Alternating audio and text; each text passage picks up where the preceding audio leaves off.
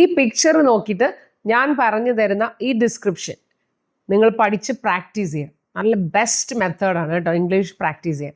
അപ്പോൾ ഈ പടം നന്നായിട്ട് നോക്കിയിട്ട് ഞാൻ ഈ പറയുന്ന സെൻറ്റൻസ് എൻ്റെ കൂടെ നിങ്ങൾ പറഞ്ഞു പഠിക്കണം. The picture shows a super silly restaurant where everything is going wrong. എല്ലാം അവിടെ കുളമായിട്ടിരിക്കുന്ന ഒരു സൂപ്പർ സില്ലി റെസ്റ്റോറൻ്റ് ആണ് നിങ്ങൾ ഈ കാണുന്നത്. Look at the waiter on the stairs. ആ സ്റ്റെയർസിൽ നിൽക്കുന്ന വെയിറ്ററിനെ ഒന്ന് നോക്കിയേ. He's dropping a pizza. ഒരു പിസ്സ അയാൾ താഴെ കളയുക.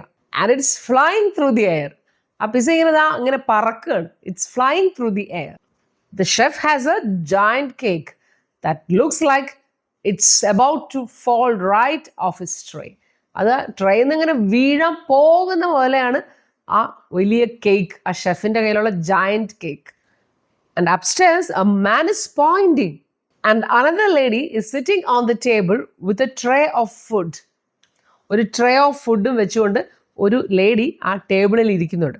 ഇവിടെ ഈ ടേബിളിൽ ഇരിക്കുമ്പോൾ ഓൺ ദ ടേബിൾ എന്ന് പറയുന്നത് അവിടെ ആ ടേബിളിൻ്റെ പുറത്തെന്നുള്ള അർത്ഥത്തിലല്ല, ആ ടേബിളിൽ എന്നുള്ള അർത്ഥത്തിലാണ്. അതായത് ടേബിളിന് ചുറ്റുമുള്ള ഒരു ചെയറിൽ ഇരിക്കുന്നു എന്നുള്ള അർത്ഥത്തിലാണ്. That's a funny place to sit. അത് ഇരിക്കാൻ നല്ല ഫണ്ണി ആയിട്ടുള്ള ഒരു സ്ഥലമാണ്.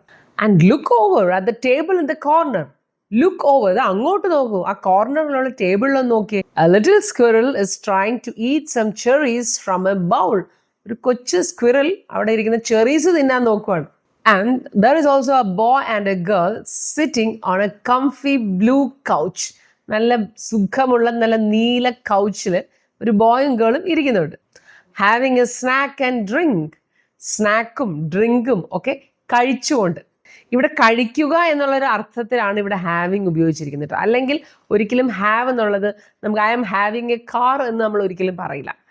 ഐ ഹാവ് എ കാർ എന്നേ പറയും. പക്ഷെ ഇവിടെ അവർ കഴിക്കുന്ന ആ ഒരു എക്സ്പീരിയൻസ് ആയതുകൊണ്ടാണ് അവിടെ ഹാവിങ് എന്ന് ഉപയോഗിച്ചിരിക്കുന്നത്. It looks like a funny and crazy place to eat.